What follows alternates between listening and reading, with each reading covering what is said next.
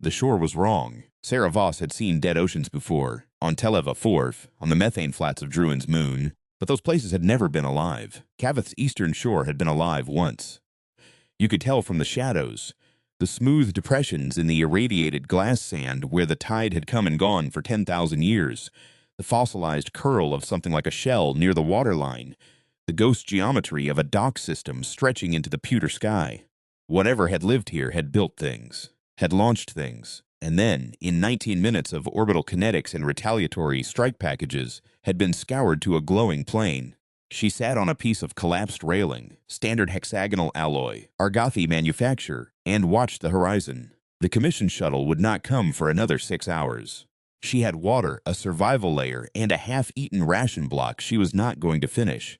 The morning light on Cavith came in wrong too, filtered through a permanent low haze of particulate the Argothi called the Sorrow Veil, which their poets wrote about and their engineers tracked with atmospheric monitors. The Argothi were like that. They could mourn and measure simultaneously, which was something Sarah had come to respect in the 3 years since the Diplomatic Survey Bureau had assigned her to Cavith Station. She pulled her jacket tighter and hummed something her mother used to hum. She didn't know the name of the song. Maybe it didn't have one. It was just a thing her mother did while fixing engines, a low formless melody that meant everything is manageable. I'm still here, the work continues. The leisure hive rose behind her on its plateau, domed and luminous against the haze. Cavith Station, they called it officially. Everyone else called it the Hive. It was the Argothi's great concession to the galaxy, a pleasure resort, a diplomatic gesture wrapped in entertainments. Come see us, come rest here, come let your children play in our anti-gravity chambers, and eat our food, and understand that we are more than what we did to this shore. It was beautiful, and it was sad, and it was exactly the kind of thing that could only be built by a people who had done something they could not take back. Sarah had come to love it, in the way you love something that is trying very hard. She finished humming, ate the last corner of the ration block, and stood up. The commission had sent her to assess Cavith Station's financial viability. She had 3 days left, a growing stack of conflicting numbers, and the nagging feeling that the numbers were the least interesting problem in the building behind her. She was right about that, as it turned out. The tachyon recreation generator occupied the center of the hive's main atrium like a cathedral. The Argothi called it the TRG. Visitors called it the mirror room, or the echo box, or, among the less reverent diplomatic corps, the blender. It was a chamber roughly the size of a cargo hold, lined with crystalline panels that caught and refracted light in colors Sarah had no names for. The technology was simple in principle and savage in execution. Tachyon particles, manipulated at the subatomic level, could create temporary solid replicas. You stepped in, the machine read you, and for 30 seconds your image multiplied. Perfect copies, interacting, performing the choreography that the Argothi's early entertainment programmers had written into the system. It was supposed to be the future of immersive leisure. Sarah watched from the observation gallery as the hive's chief technician, a young Argothi named Kale, ran the pre-demonstration checks. The Argothi were not insects, though the Bureau's early briefing materials had used that word, and Sarah still caught herself thinking it sometimes. They were tall, bilaterally symmetrical, with 4 upper limbs and a bioluminescent strip along their crests that shifted color with their emotional state. Their exoskeletal surface was a deep chitinous amber, smooth in younger individuals and increasingly ridged with age, each ridge representing a molting survived. Their faces were broad and angular, eyes compound and multifaceted, capable of registering emotional nuance if you knew how to read the pupil geometry. Sarah had spent 3 years learning. Kale's pupils, she had noticed, ran to a very particular shape when he talked about the TRG, elongated, with a forward lean. Not pride, something more like hunger. He was the only young Argoth in the station. That was a fact she had filed carefully away. The Argothi were sterile. The 19-minute war had seen to that. The Drevash retaliatory package had included a radiological payload designed for the long game, and it had worked exactly as designed. The last Argothi child had been born before the shooting stopped. Every generation of them since had been borrowed time, an elder species diminishing in slow arithmetic. They maintained Cavith Station partly because it generated revenue, and partly, Sarah thought, because it gave them something to do that felt like a future.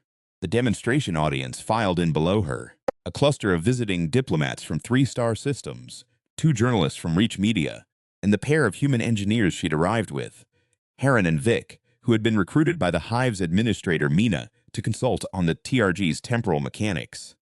Humans had a reputation for tinkering with systems they didn't fully understand and occasionally making them work better, which was either a diplomatic compliment or a structural insult, depending on how it was phrased.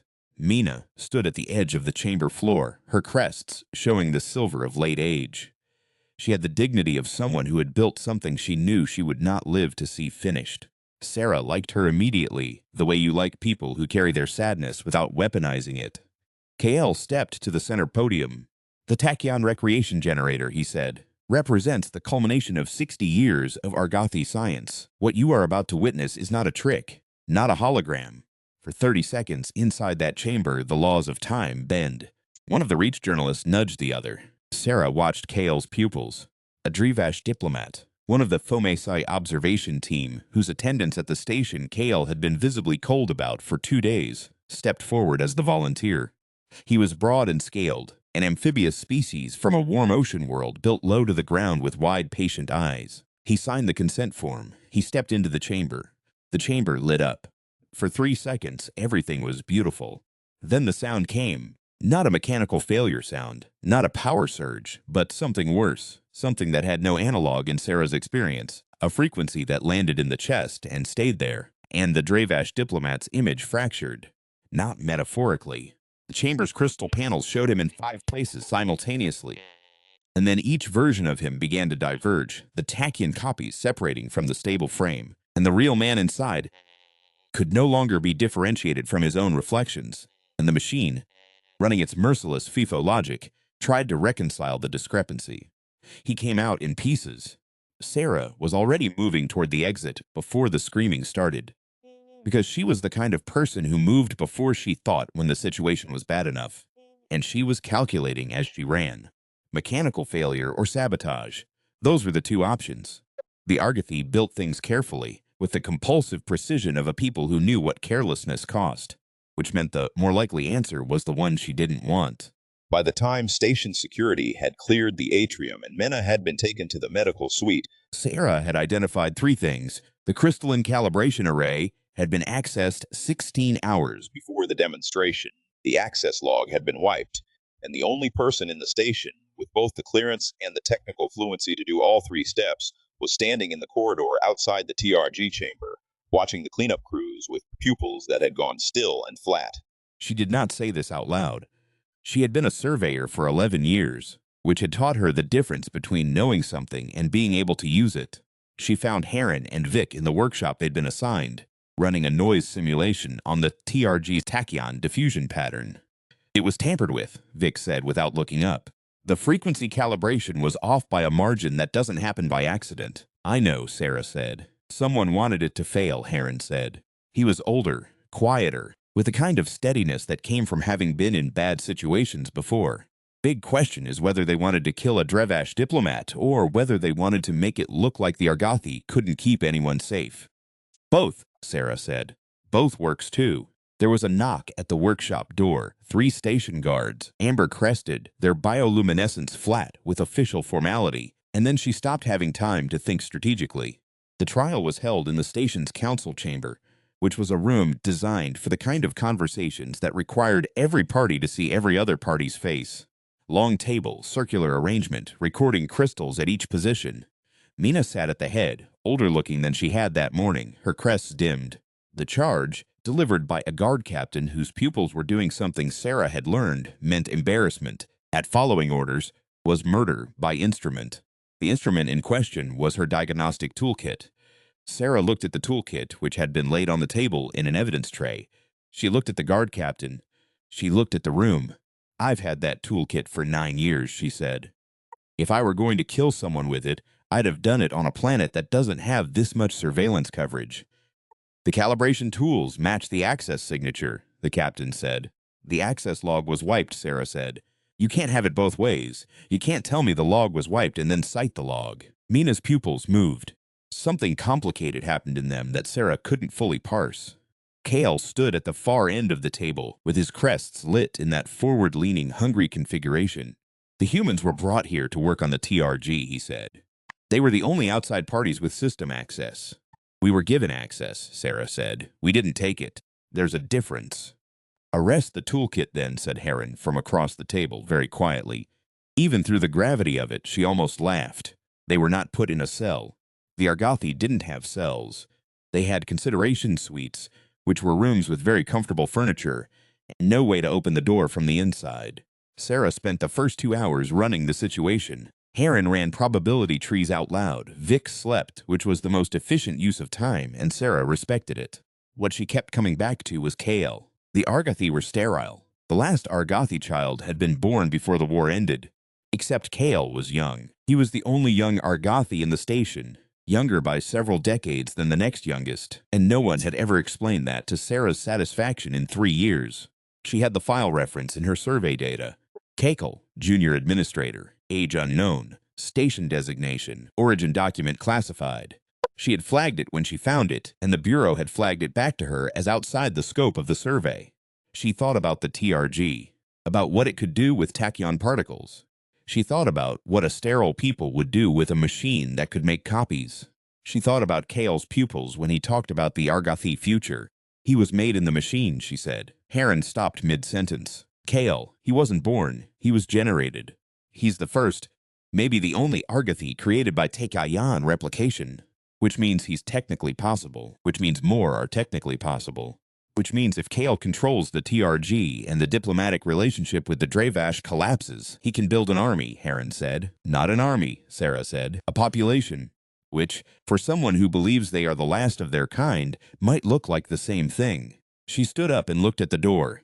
The lock was a standard Argothi 4-point magnetic seal. Her diagnostic toolkit was in the evidence tray in the council chamber. She looked at the room's environmental panel instead. The ventilation access was not comfortable, and it was not quick, but it worked, which was the operative criterion. Sarah was a surveyor. She had been in ducts smaller than this on Pelitha 6 with a malfunctioning atmosuit, and she had come out singing, or at least humming, which was close enough. She hummed now. Her mother's song, formless and quiet, while she worked the magnetic interface panel with a repurposed charging clip she'd kept in her jacket pocket, because 11 years of fieldwork had taught her that the item you keep in your pocket for no particular reason is always the item you need. The lock cycled, the door opened. She got Heron and Vic out and left a pillow arrangement under the blankets that would not fool anyone for more than 5 minutes, which was not much but was something. The station at 0300 was a different architecture. The Argothi were diurnal, but not rigidly so. Small clusters of amber-crested figures moved through the corridors on maintenance cycles, bioluminescence dimmed to night shift amber. Sarah kept to the secondary corridors, which she knew from 3 years of surveying every structural corner of the building, because the Bureau liked its surveyors thorough. She found the TRG control room empty. She also found, behind the secondary coolant manifold, a Drevash agent who was very much alive and who had been in the building for approximately 48 hours longer than anyone official was aware of. He was broad and low to the ground, patient-eyed, with the kind of stillness that predators and diplomats shared. He introduced himself in the gestural language that was the Drevash's primary medium as an investigator from the Drevash Security Compact. The man who had died in the TRG had been his colleague. He had been here to find who was selling the Argothi station to an organization called West Lodge, a criminal collective that had been trying to establish a base of operations in this system for years, and his colleague's death had been the proof he needed that the sale was actively being sabotaged toward. Sarah's Drevash gestural vocabulary was limited but functional. She conveyed, "Understood, I agree. Who?" He showed her the access logs he'd recovered from a separate system. The timestamps matched. The access signature matched not her diagnostic tools, but a Argothi internal NACO, Kale's. She gave him the pillow arrangement assessment, 5 minutes, maybe 10. He gave her a small device from inside his moisture retention suit. She looked at it. He indicated, "Randomizer. Disrupts tachyon frequency locks. Your construction or his doesn't matter." She looked at the TRG's main calibration console. She thought about what a randomizer in the right place would do to a machine running a FIFO tachyon stack. She started working. The hard part was not the technical problem. The hard part was that Mena found her first. The old administrator came into the control room slowly, her crests low with exhaustion and the specific kind of grief that comes from having hoped for something that isn't coming. She looked at Sarah. She looked at the Drivash agent. She looked at the console. "Kale," she said. It wasn't a question. "I need to ask you something," Sarah said. "And I need you to answer me honestly, even if it's hard." Mina's pupils went still. "Ask. Did you know?" The old administrator was quiet for a long time. The station hummed around them. The sorrow veil turned slowly outside in the atmosphere, its particles too fine to see individually, visible only in aggregate. "I knew he was angry," Mena said. "I knew he believed the Fomasi peace was a surrender. I knew he didn't understand what we had given up to end the war. Not the casualties. He knew those numbers. But what we gave up on, the future we let go of. He couldn't understand that because he was the future. He was everything we had managed to keep." She paused. "I didn't know about the machine. The man who died was innocent," Mena said. "As they all were, as they still are." She looked at the TRG chamber. "My people fought a 19-minute war. 19 minutes. We had been building toward conflict for decades, and when it finally came, it lasted less than the time it takes to eat a meal. And then we spent 60 years building this place to try to become something else." She touched the edge of the control console with the flat of one upper limb. A gesture that Sarah had learned was Argothi for, "This is what I love. I have failed at both things." "You haven't," Sarah said. "You built something worth saving. That's not failure." Mina looked at her with compound eyes that Sarah had learned to read, and what she read there was, "You are kind and you are wrong, and I appreciate both. What does the randomizer do?" Mina asked. "It disrupts the tachyon frequency lock on the replication stack. Whatever Kale programs into that machine, whatever he tries to generate, it won't generate what he intended. And if he's inside the machine when it fires," Sarah thought about the mathematics, "then whatever he creates will be built around the last stable image the system has on record." Mina looked at her for a moment. Then she nodded. "We don't have long," Sarah said. "He'll have found the cell empty." He had. Kale moved through the main atrium with the helmet of Theron in his hands and the weight of history on his crests, which burned a gold-orange that Sarah had never seen on an Argothi before and which she understood instinctively to mean something like, "Consecrated purpose," or "I have decided this is holy." He had gathered the remaining Argothi station staff in the atrium, 12 individuals, aged and silver-crested and confused, and he was speaking to them in the formal register that Sarah's vocabulary did not fully cover, but she caught the shape of it from the fragments. The last generation, the new beginning, what Theron started, what we were meant to be. The helmet of Theron was a ceremonial object. It connected the wearer to the TRG's main control interface. Sarah had surveyed it. She had noted it as cultural artifact, non-functional. She had been wrong about the non-functional part. Kale placed the helmet on his crest and the TRG lit up like a sunrise. Sarah was in the secondary control room looking at a readout that confirmed what she had feared. The machine was armed for full-scale replication, not 30-second entertainment loops, not diplomatic demonstrations. The system had been reprogrammed for continuous generation. Kale's biometric template was loaded as the master pattern. He was going to fill the station with copies of himself, and then fill more stations, and then take the war his people had ended back to the species that had ended it. Heron appeared at her shoulder. "Randomizer?" "Constalled, but I need him in the chamber." "That's going to be hard to arrange." "I know." She thought about the mathematics again, the TRG's FIFO stack, the way the machine built copies from the ground up, first in, first out, and how if the first image loaded was not Kale's biometric template, but something else entirely, the stack would propagate that something else through every subsequent generation until the cache cleared.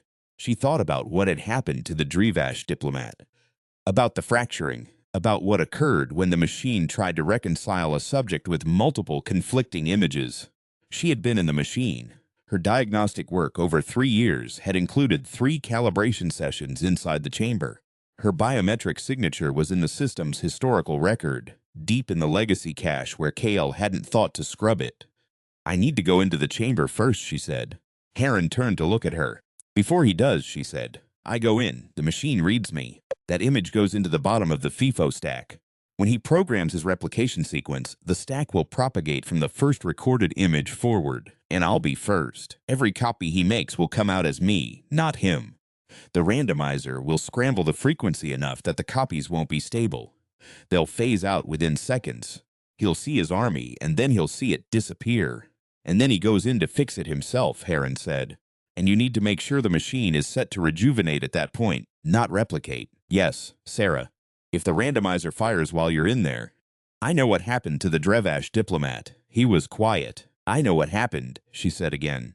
I'm not planning to still be inside when it fires. She hummed 3 notes of the formless song. Everything is manageable. I'm still here. The work continues. 30 seconds, she said. That's the chamber cycle. I'll be out in 20. Set the rejuvenation parameter to maximum and lock Kale's biometric as the only valid exit authorization. If this doesn't work, it's going to work, she said. Not because she was certain. Because certainty wasn't the point. The point was deciding. The TRGG chamber smelled like ozone and something older that Sarah could not name. The crystal panels picked up her reflection and fractured it across 16 surfaces simultaneously, which was disconcerting in the way that truth often is. You did not look quite like yourself from that many angles. She stood in the center. She kept her eyes open. The machine read her. She felt it as a low vibration in the back of her teeth, felt her body mapped and cataloged and stored in the first position of a stack that would determine what came after. The crystals brightened. The chamber hummed. She walked out at 18 seconds. The automatic doors sealed behind her. She pressed back to the wall beside the chamber entrance and waited. Kale's voice filled the atrium. He had been speaking for 3 minutes. The formal cadences of someone who had rehearsed this, someone who had believed in this long enough to give it architecture. Sarah did not understand all of it, but she understood the shape. We were reduced to this place, to these walls, to one last child, to me, and I am what remained. And what remained is enough to begin again. She understood the grief in it. She understood the logic. She had stood on that shore and looked at the fossilized shell and felt the weight of what had been erased. And she was not Argothi, and she could still feel it. She was not certain that what Kale felt was wrong exactly. She was certain that what he intended was the chamber activated. The Argothi staff watched the crystal panels. Kale's biometric image loaded, and then the stack propagated. First in, first out, and the first thing out of the first position was Sarah Voss. Dark-haired, human, 41 years old, and wearing a jacket that had been on 3 planets this week. The copy was perfect. The copy was followed by another copy, and another, and another, a multiplying cascade of human women in a station designed for Argothi leisure, filling the chamber's visual field with something Kale had categorically not intended. He stared at the readout. He stared at the chamber. The copies began to fade. The randomizer was doing its work, the frequency scrambling the tachyon lock at the subatomic level, and one by one the images of Sarah Voss phased and flickered and went out, like lanterns in a wind that only moved in one direction. Kale made a sound she had no word for. He crossed the atrium in long strides, his crests blazing gold-orange, and he pulled the helmet of Theron from his head, and he stepped into the chamber to fix what he could not accept being broken. She counted to 3, then she hit the control she'd set. The chamber sealed. Vic, at the secondary console, locked the biometric authorization and activated the rejuvenation parameter. Heron stood with his hands flat on the primary panel, watching the frequency readings normalize as the randomizer completed its disruption, and the machine began running its new program. Sarah walked to the chamber door. Mina was already there.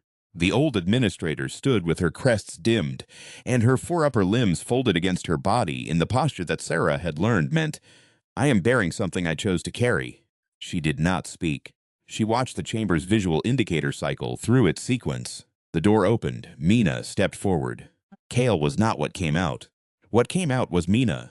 Young, her crests bright and amber gold and unworn by anything, her face unridged, her compound eyes wide with the specific bewilderment of someone who has just been processed through a mechanism they do not remember entering. She looked at her 4 hands. She looked at the crystal panels, which still held her reflection. She looked at the humans, and tucked against her, held in 2 of her 4 limbs with the instinctive grip of someone who did not know yet what she was holding, was a small Argothi child. Male, young, confused, starting over. Mina, the original, the elder, the one who had carried it all, looked at the young version of herself and at the child and at the years that had accumulated in the space between, and her crests did something that Sarah had never seen Argothi crests do. A color she had no reference for. She thought it might be hope, the kind that costs something. The Drevash investigator filed his report to the security compact from the secondary communications room. with Sarah sitting across from him and Heron at the door. West Lodge's operation was effectively concluded. Their 2 agents had been identified, their leverage on the station removed. The Fomazi Compact offered to assist with any ongoing structural remediation. The diplomatic language was careful and formal, and both parties were clearly already thinking past the formality to the practical question of what came next. The Argothi staff gathered in the atrium, while Mena Young held Kale Young, and Mena Old stood with her crests bright for the first time since Sarah had known her, watching the 2 of them adjust to existing.